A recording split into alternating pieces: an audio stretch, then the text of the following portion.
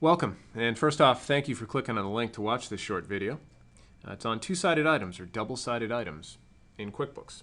Items are the pawns of QuickBooks, right? There's a lot of item-based transactions. You're looking at one right now, and they link to accounts and move everything around, eventually winding up on reports. Okay, so it provides great detail for reporting, and contractors, professionals, there's a lot of need and reasons for using a two-sided item to track both the cost side and the revenue side. And you'll see what I mean here. So I have an estimate, right, from Michelle.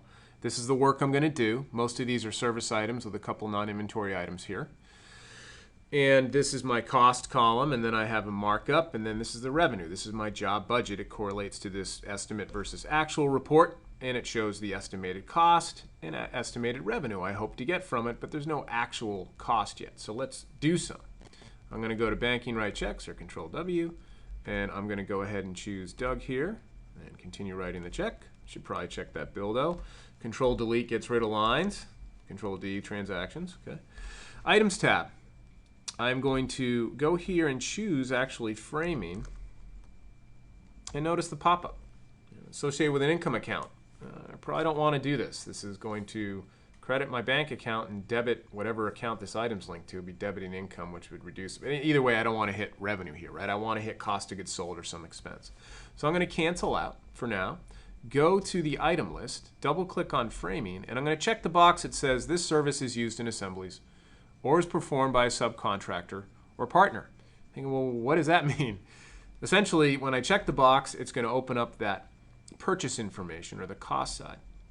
I'm going to go down to my expense account, and in this case it's subcontractors. So I'm paying Doug's. This is cost of goods sold.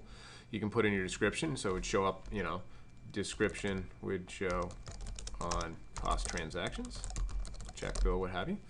Credit card charge, I'm going to go ahead and click OK. Sorry for the typing.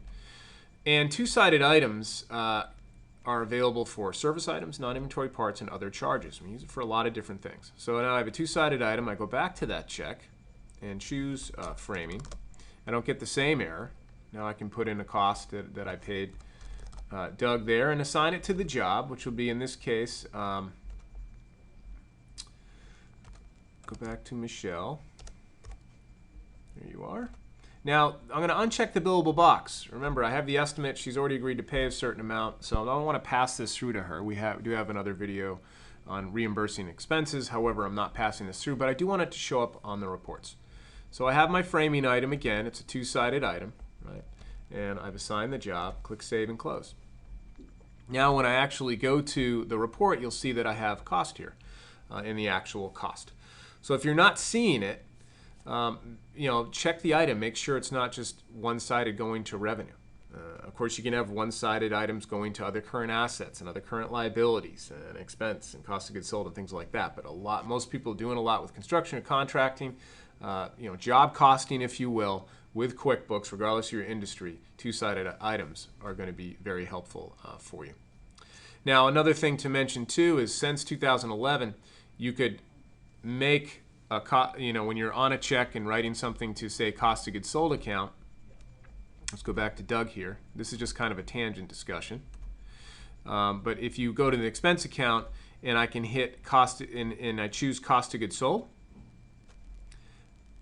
and put in a particular amount and assign a job, now the billable box is optional. But 2010 and prior it was not. Right? It was grayed out.